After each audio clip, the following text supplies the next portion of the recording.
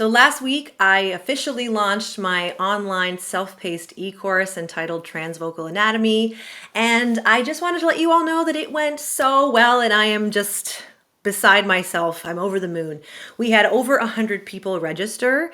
The Discord server is now popping. There's tons of people making friends and accountability buddies. 5% of the profits of this course are being donated to the Native Women's Association of Canada.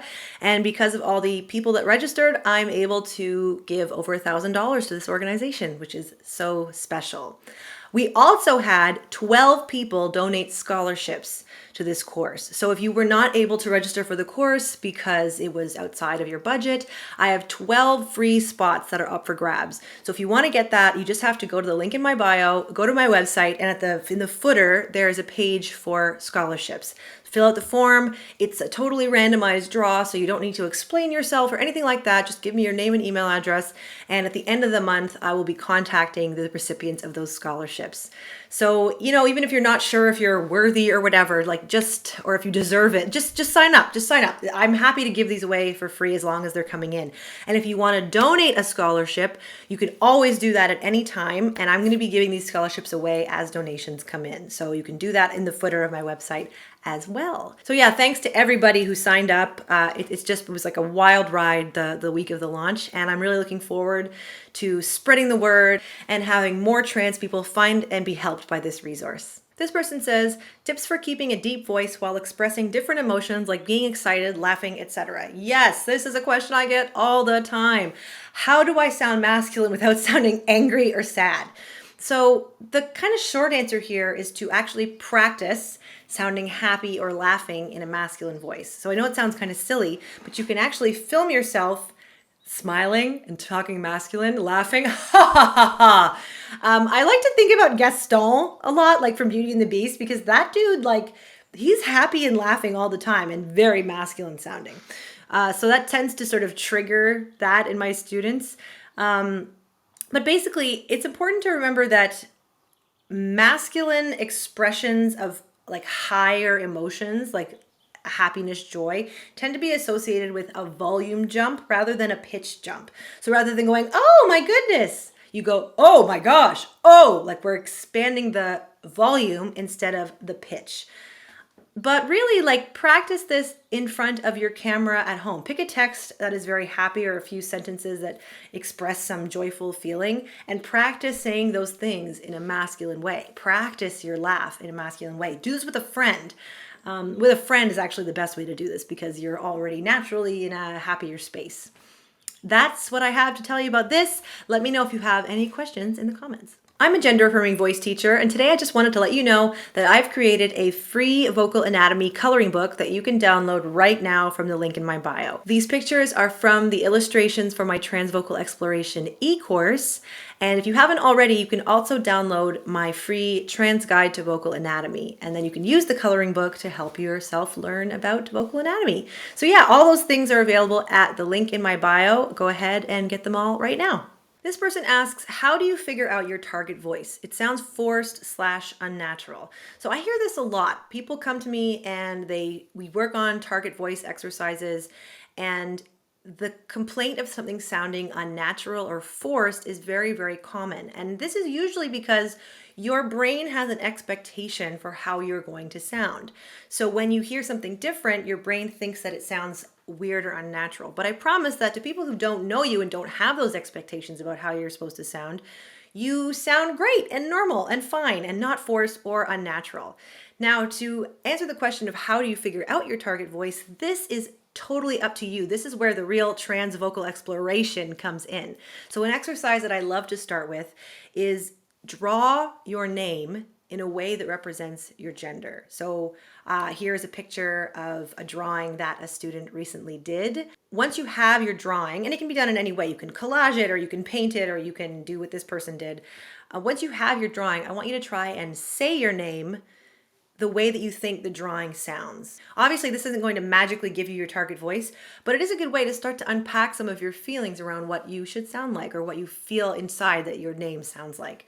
You can do this exercise multiple times if you have multiple genders or a changing gender, and you can do it multiple times in the week just to see if it changes from day to day. So that's where I would recommend you start. I'm a trans voice teacher, and today I'm going to give you 4 tips for success in your trans voice practice.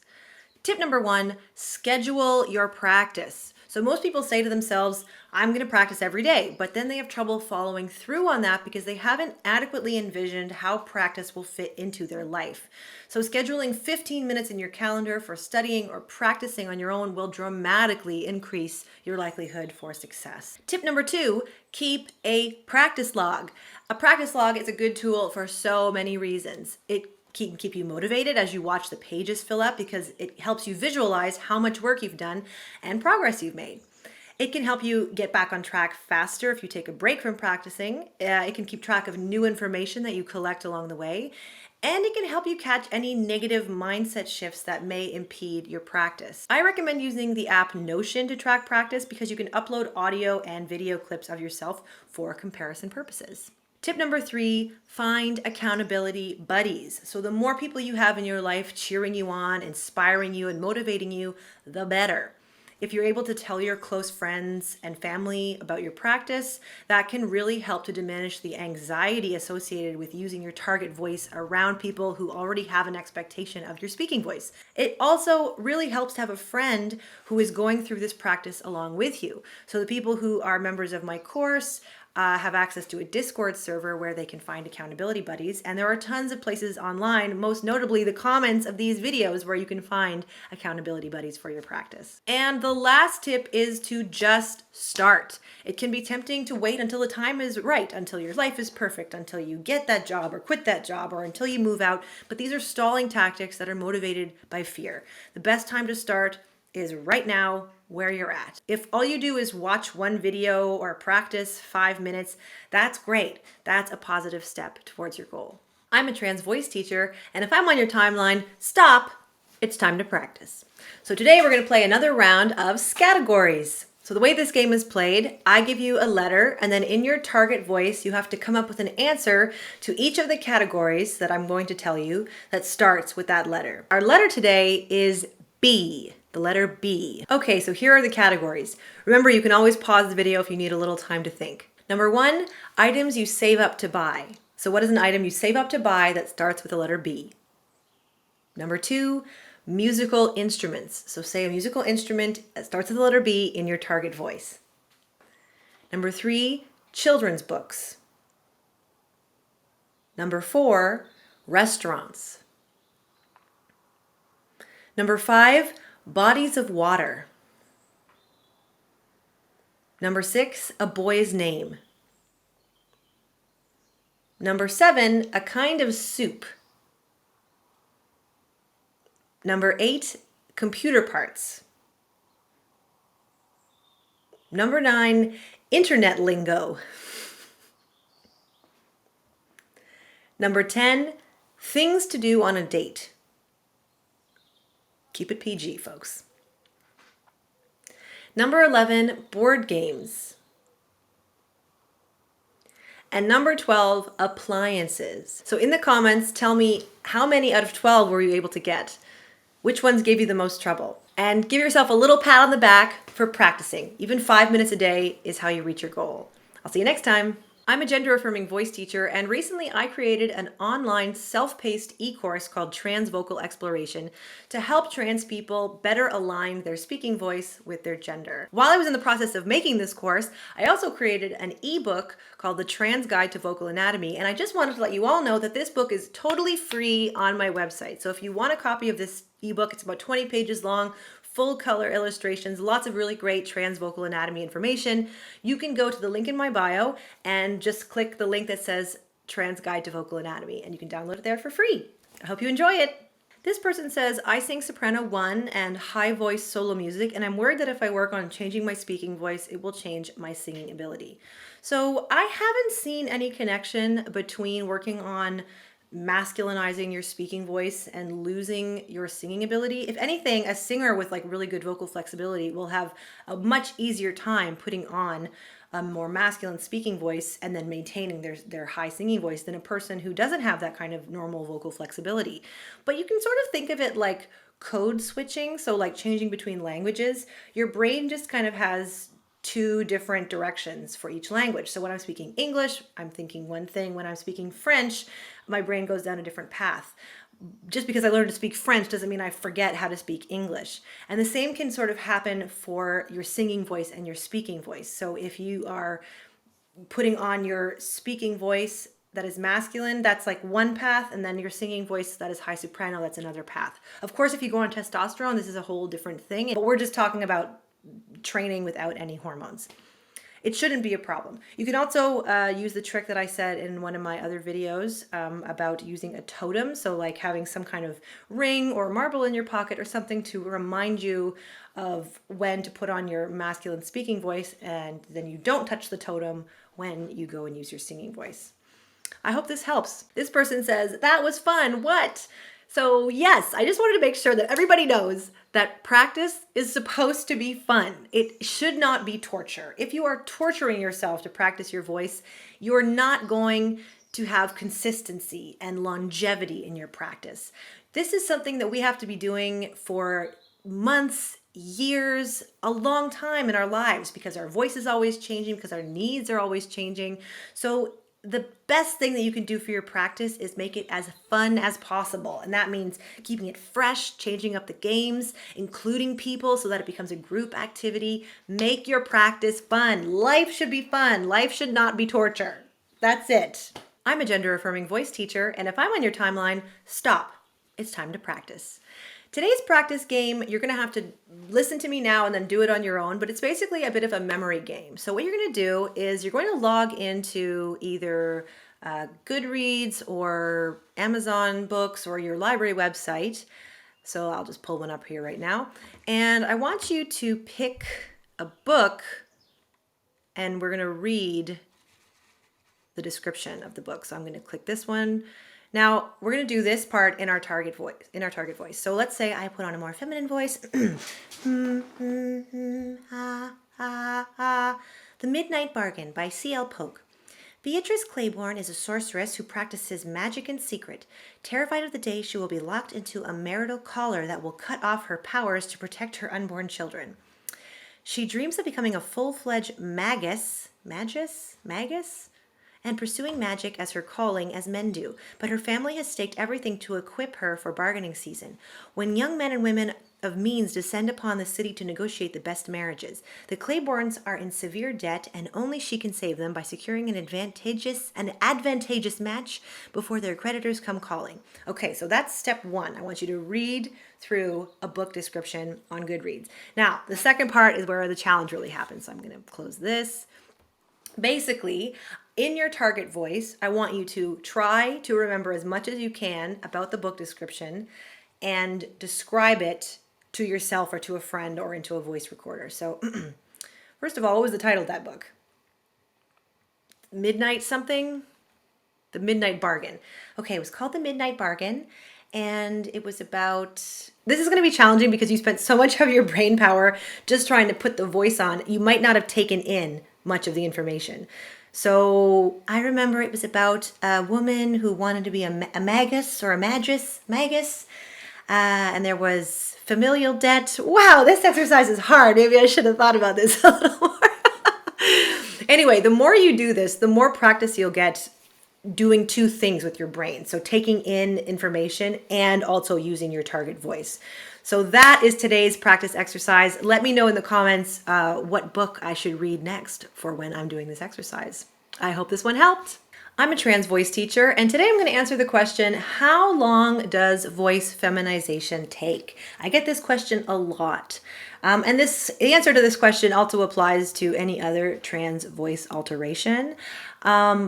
So basically, it doesn't take very long to get into your target voice. I would say most of my students are able to achieve their target voice within like 4 or 5 weeks, like between 1 and 2 months to reliably get into the target voice. That is very, very standard for most people. The tricky part is being able to rehabituate your actual speaking voice so that you're using your target voice all the time without thinking about it. That can take much longer time, between 6, 9 months, a year or more. So I would say if you are practicing and you're feeling discouraged, Just remember that the actual getting into the target voice, very short. The rehabituating, very, very, very long sometimes.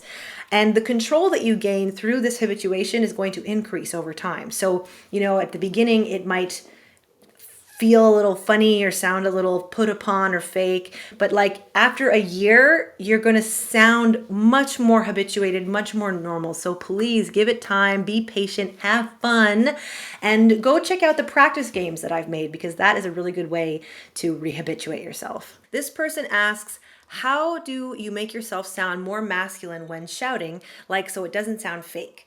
So when we're shouting, a lot of us tend to think about adding more pressure, but this is what's going to give us a more feminine shout. So, hey, hey, when we squeeze to get that shout. So when we're trying to shout in a masculine way, you actually want to relax into the lower part of your body so that it sounds more boomy. Hey, hey. So I'm basically dropping the larynx so that I'm creating the most space possible in the vocal tract, and I'm trying to resonate in the lowest part of my body. Hey! So something you can do to try and access that space is put your hands on your chest and say, ma, ma, and feel the vibrations here. Then you can put your hands on your solar plexus and say, mo, mo, mo. And then you can put your hands on your belly or your trunk and just make like a moaning sound as if you're sick. We're just trying to relax the body into the lowest part. So when we're shouting, instead of thinking about adding pressure, you want to think about opening outwards. Hey, hey. Another way you can think about this is instead of contracting your belly in, actually think about pushing out so that you get more space throughout the girdle area. So hey, hey, instead of hey, hey, right? So we're opening outwards.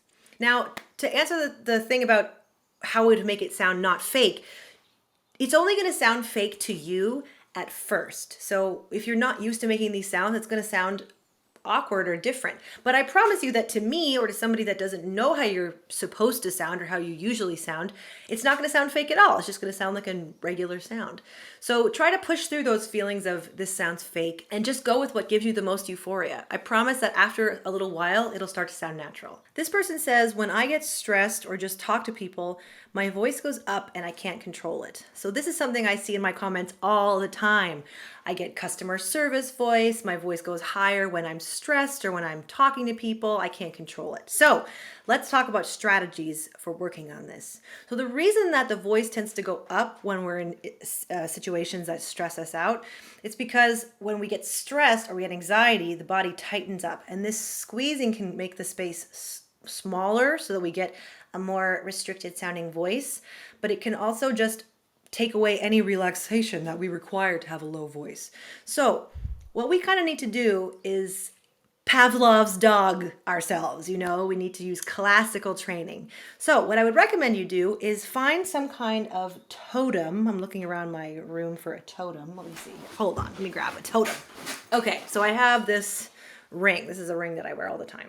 So what you can do is during your practice, make sure you are looking at the ring, touching the ring, making sure that you are associating your target voice with the ring. So you can do this with a marble in your pocket or with a type of necklace or with a piercing of any kind. You're just trying to associate your target voice with some totem of some kind. And then when you're in a situation where you start to notice your voice going up because you're stressed, you're going to touch the ring and it's going to remind you to get back into your target voice. You may also want to associate some kind of relaxation exercises with your totem. So deep breathing or conscious relaxation, fish face, something that helps you to get into a relaxed space for your voice.